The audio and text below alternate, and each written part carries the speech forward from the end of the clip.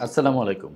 আমি doctor AB Siddique Majumdar Jaber, কর্মরত আছি ঢাকা মেডিকেল কলেজ হাসপাতালে। আজকে আমরা কথা বলবো সাম্প্রতিক যেটা খুব বেশি বেড়ে যাচ্ছে আমাদের চেম্বারে প্লাস হাসপাতালে সব জায়গাতেই আমরা পাচ্ছি। সেটা হলো কাশির রোগী অনেক বেড়ে যাচ্ছে। শীতের সময়েই সবারই কিন্তু এটা হয়।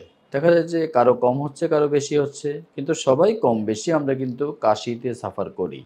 আরেকটা সময়ও হয়। এই শীত গিয়ে যখন আবার গরম আসবে এই যে টাইমটা, এই টাইম পিরিয়ডের সময় কিন্তু কাশি একটু বাড়ে। তো আসলে কেন বাড়ে? এই শীতকালে প্রতি বছরই আমরা এটা দেখি যে কাশি বেড়ে যাচ্ছে। কেন হচ্ছে এটা? এর প্রধান কারণ শীতে বায়ু শুষ্ক হয়ে যাওয়া। বর্ষা বা গ্রীষ্মে বায়ুতে জলীয় বাষ্পের পরিমাণ অনেক বেশি থাকে, যে কারণে ধুলাবালি কম থাকে। শীতে কি হচ্ছে? জলীয় বাষ্প কমে যাচ্ছে, ধুলাবালি বাড়তেছে। আর ধুলাবালি থাকলেই তার পিঠে চড়ে ভাইরাস, ব্যাকটেরিয়া আসছে এবং আমাদের শ্বাসনালীতে সংক্রমণ করছে। যে কারণে আমাদের নেজোফেরিংস বলে এটাকে, নেজোফেরিংসের পিছনে ভাইরাসগুলো থাকে, তারা রেপ্লিকেট করে এবং আমাদের কাশি হয়। কাশি কি আসলে খারাপ? আল্লাহ পাক কোনো কিছু কিন্তু এমনি এমনি দেয় নাই। কাশি কেন দিয়েছে? এই যে ধুলাবালিগুলো আমাদের শ্বাসনালীতে যাচ্ছে এবং এরপরই ফুসফুস কি চায়? এই যে বহিরাগত যারা শত্রু ঢুকলো এদেরকে বের করে দাও। তখনই আমাদের গ্লোটিস বন্ধ হয়, ফুসফুসে প্রচণ্ড রকমের চাপ তৈরি করে এবং কাশির মাধ্যমে এই ধুলাবালু এবং জীবাণুকে বের করে দিতে চায়। কাজেই কাশি কিন্তু ভালো। কখন খারাপ? এখন এই কাশি যদি সারাদিনই চলতে থাকে, রাতে কাশির জন্য ঘুমাতে পারছেন না, তখন কি আর ভালো লাগে? তখন তো ভালো লাগে না। দুবার তিনবার মানা যায়। সারা রাত যদি এমন হতে থাকে তখন আর ভালো লাগে না। তখনই আমাদের দরকার হয় চিকিৎসার। এই তো গেল কাশি নিয়ে কিছু কথা কেন হচ্ছে। এই সময়টায় সাধারণত ভাইরাস দিয়েই বেশি ইনফেকশন হয়। বাচ্চাদের এডিনো ভাইরাস, ইনফ্লুয়েঞ্জা ভাইরাস এবং বড়দের ক্ষেত্রেও ইনফ্লুয়েঞ্জা ভাইরাস দিয়ে বেশি সংক্রমণ হয়। যাদের কোমরবিডিটি জিনিসটা কি? আমরা কোভিড টাইম থেকে কিন্তু এটার সাথে খুব ভালো করে পরিচিত। এই কাশির সাথে সাথে যাদের উচ্চ রক্তচাপ বা ডায়াবেটিস আছে, কিডনির সমস্যা আছে, যারা আগে থেকে অ্যাজমা, সিওপিডি এই শ্বাসতন্ত্রের রোগগুলোতে ভুগছেন, যাদের আগে টিবি অর্থাৎ যক্ষ্মা হয়েছে, এগুলো হলো কোমরবিডিটি। এইগুলো যাদের থাকে তাদের ক্ষেত্রে কিন্তু খারাপ কিছু হওয়ার সম্ভাবনা থাকে, অর্থাৎ এটা থেকে নিউমোনিয়া হলো, হাসপাতালে ভর্তি লাগতেছে, এই জিনিসগুলো বেশি হচ্ছে। এখন কাদের আসলে হাসপাতালে যাওয়া দরকার?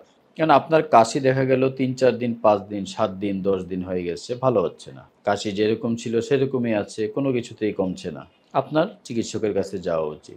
কাশির সাথে যাদের এই যে কোমরবিডিটিসের কথা বললাম, অর্থাৎ ডায়াবেটিস, প্রেশার, যাদের অ্যাজমা, সিওপিডি অর্থাৎ শ্বাসনালীর রোগ আগে থেকেই ছিল, তারা অবশ্যই যোগাযোগ করবেন। কারণ এইসব রোগীদের ক্ষেত্রে ইমিউন সিস্টেম ভালো থাকে না এবং তাদের ক্ষেত্রে খারাপ কিছু অর্থাৎ নিউমোনিয়া হওয়ার সম্ভাবনা অনেক বেড়ে যায়। কাজেই আপনারা অবশ্যই চিকিৎসকের সাথে যোগাযোগ করবেন। আরেকটি খুব কমন কোশ্চেন আমাকে অনেকে এসে বলেন, স্যার কাশি হয়েছে 10 দিন সিরাপ খাইছি, ভালো হয় নাই। তাহলে কি করা যায়? সিরাপ খাইলে কাশি একটু কমবে, একটু সুদিং ইফেক্ট বলি আমরা, গলায় একটু ভালো লাগবে। এটাতে কিন্তু কাশি পুরোপুরি যাবে না এবং এটা আসলে সিরাপ কোনো কাশির চিকিৎসাও না। কাশির চিকিৎসা কি? কাশি হয় মূলত কোন কারণে? একটা হলো অ্যালার্জেন। কোনো কিছুতে যদি আপনার অ্যালার্জি থাকে সেটার কারণে কাশি হতে পারে। এই অ্যালার্জেন যখন আমাদের ভিতরে যাচ্ছে, আমাদের বডির ইমিউন সিস্টেম যে রেসপন্স করলো সেটাকে বলে ইনফ্লামেশন বা প্রদাহ। এই প্রদাহের কারণে আপনার কাশি ভালো হবে না। আরেকটি হলো ইনফেকশন। সেটা ভাইরাস হতে পারে, ব্যাকটেরিয়া হতে পারে। এই ৩ কারণে কাশি হয়। কাজেই চিকিৎসা নিতে হবে এই ৩টি কারণকে বেস করে। সিরাপ এর কোনোটার মধ্যেই পড়ে না। সিরাপ আপনি ১ বার ২ বার খেলেন, ভালো লাগলো একটু, সেটা ঠিক আছে। কিন্তু দিনের পর দিন সিরাপ খেয়ে আপনি কাশি দমায়ে রাখবেন, তাতে করে ভিতরে ইনফেকশন হওয়ার চান্সটা আরও বাড়বে। কারণ আপনি ফুসফুসকে কাশি বের করতে দিচ্ছেন না। কাজেই শুধু সিরাপ খাওয়া যাবে না। অনেকে আবার বলেন যে, স্যার গার্গল করলাম বা নেজাল ভেপার নিলাম, এটা কেমন? হ্যাঁ, এটা আমিও নিতে বলি। আমি বলি যে, হ্যাঁ নেন, আপনি নেন। তবে গার্গলটা কেমন হবে? যেই পানিটা আপনি সহ্য করতে পারতেছেন। সেটার জন্য আবার এমন পানি না হয় যে জিহ্বা-টিব্বা পুড়ে ফেললেন। এটা যেন না হয়। আবার অনেকে এমন গরম ইয়েতে ভাপ নেন, নাকের ভিতরে দেখা গেল যে ঘা হয়ে গেছে। কাজেই নেওয়ার সময় এগুলো খেয়াল রাখতে হবে এবং দিনে ২ বার ম্যাক্সিমাম ৩ বার, এর বেশি গার্গল করবেন না। এর বেশি এটা করবেন না। আরেকটা হলো ভ্যাকসিনেশন। যাদের কোমরবিডিটিস আছে তারা ইনফ্লুয়েঞ্জা এবং নিউমোকক্কাল ভ্যাকসিন নেবেন। বিশেষ করে ইনফ্লুয়েঞ্জা ভ্যাকসিন প্রতি বছর একটা করে নিতে হয়। এটা আপনারা নিতে পারেন। এবং নিউমোকক্কাল ভ্যাকসিন থাকে ২টো।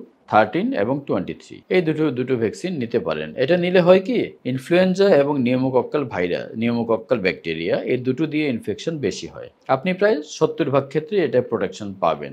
বাকি 30 ভাগ আপনার হতে পারে, কিন্তু ওই যে কোভিডে আমরা ভ্যাকসিনেশন করেছিলাম, কেন করেছিলাম? যেন খুব খারাপ কিছু না হয়। আপনার নর্মাল সর্দি কাশি হবে, ভালো হয়ে যাবেন, খারাপ কিছু হবে না। কাজেই যাদের কোমরবিডিটিস আছে তারা নিয়ে নেবেন। আর যাদের বয়স 65-র বেশি, তাদের কোমরবিডিটিস থাকুক বা না থাকুক, এই ভ্যাকসিনেশন নিতে হবে। আরেকটি হলো প্রোটেক্টিভ মেকানিজম। বাইরে যখন যাবেন অবশ্যই মাস্ক ব্যবহার করবেন, কারণ আমাদের ঢাকা শহরের বায়ুর মান খুব খুব খুব খারাপ। আমরা বিশ্বে মোটামুটি আমরা র্যাঙ্কিংয়ে ফার্স্ট সেকেন্ড থার্ডে থাকি। কাজেই বাইরে গেলে অবশ্যই মাস্ক ব্যবহার করবেন, যেটা আমরা কোভিডের সময়ও করতাম, সেটা এখনও করতে হবে। আমরা স্যানিটাইজেশন যেটা করতাম, ভিড় ভাট্টা এড়িয়ে চলতাম, এই জিনিসগুলো আমার মনে হয় এই শীতের সময়ে প্র্যাকটিস করা উচিত, বিশেষ করে যাদের কোমরবিডিটিস আছে। কাজেই এই জিনিসগুলো নিয়ম মেনে চললে আমরা আশা করি কফ ঠিক হবে। সবাই ভালো থাকবেন। আল্লাহ হাফেজ।